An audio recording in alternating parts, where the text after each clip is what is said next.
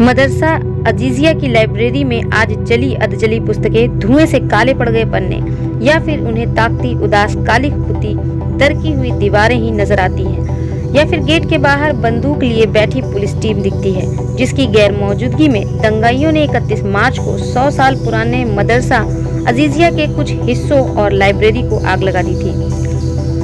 कुछ लोगों के कहे अनुसार सैकड़ों साल पहले नालंदा विश्वविद्यालय को जलाए जाने की घटना को एक बार फिर से नालंदा में ही अंजाम दिया गया है। 113 साल से बिहार शरीफ में मौजूद मदरसा अजीजिया 1896 में पटना में कायम किया गया था। इसकी संस्थापक थी बीबी सोगरा, जिन्होंने इसे अपने पति अब्दुल अजीज की याद में बनवाया था।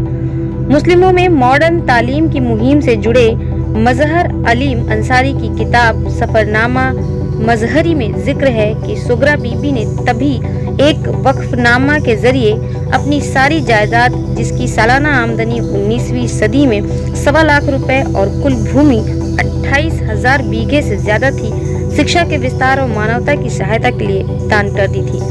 बाद में इसी वक्फ के बिहार शरीफ में 1912 में सोगरा हाई इंग्लिश स्कूल, फिर कॉलेज, दवाखाना, हॉस्टल वगैरह कायम किया, जो आज भी काम कर रहे हैं।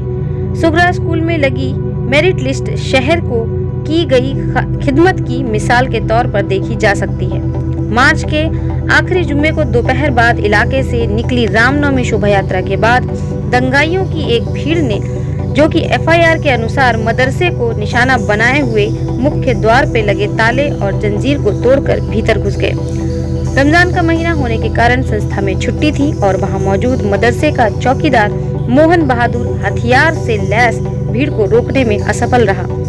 नारे लगाती भीड़ ने जब मदरसे का ताला तोड़ दिया, तब मौजूद नेपाली गार्ड वहां से भाग गया कि कहीं उसे मुसलमान समझकर मार न डाला जाए।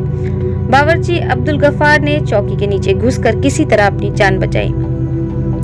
हम सोच रहे थे कि जुम्मे का दिन है, इफ्तार जल्दी बंटवा कर छुट्टी कर देंगे, तभी बाहर से जलने की महक आने लगी। दरवाजा खोलकर देखा तो ऑफिस के पास हंगामा मचा था। हॉस्टल की तरफ से भी घुस गए थे। हम डर के मारे चौकी के नीचे छुप गए। तो हमारे महक आया, हम सोचे क्या हो सकता है इधरों भी आवेगा, मतलब जैसे खोलते हैं तो ऑफिस तरफ से आग पकड़े हुआ, बस इतना देखे क्या आँख के सामने हुआ, उसके बाद हम छिप गए।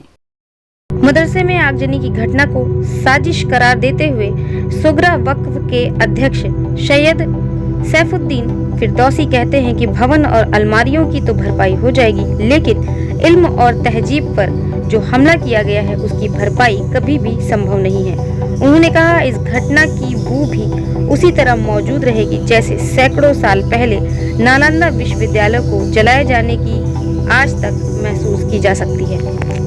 ये जो नुकसान है, ये इमारत वगैरह बना देना एक अलग चीज़ है, लेकिन इल्मी वरसा का नुकसान, एक तहजीब का नुकसान, एक तालीमी इदारे का नुकसान, बहुत सारी चीज़ें ऐसी होती हैं जिसका कोई हल नहीं होता। ये बड़ी घिनौनी, गंदी, जिसको कहते हैं ना, गंदा अमल कहा जाए, और इन पर जितना भी अफसोस किया जाए वो कम है। इससे पहले भी 81 में यहाँ हालात ख़राब हुए थे, उस वक्त भी मदरसा महफूज था और किसी ने भी नहीं सोचा था, लेकिन इस बार एक अजब तरह की साजिश कहा जाए या कोशिश किया जाए जो गलत किस्म की थी।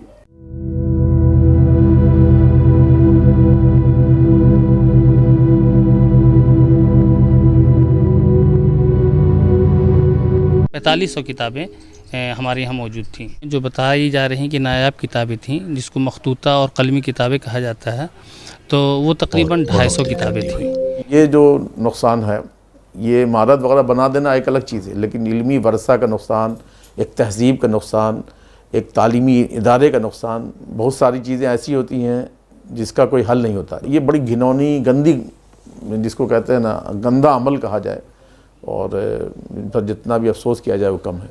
इससे पहले भी 81 में यहाँ हालात ख़राब हुए थे, उस वक्त भी मदरसा महफूज था और किसी ने भी नहीं सोचा था, लेकिन इस बार एक अजब तरह की साजिश कहा जाए या कोशिश किया जाए जो गलत किस्म की थी। बीबी सोगरा जो मुंगेर डिस्ट्रिक्ट है, उस मुंगेर डिस्ट्रिक्ट के हसौरी गांव में पैदा होती। हसौरी गांव जो अभी मौजूदा ज़िला शेखपुरा है।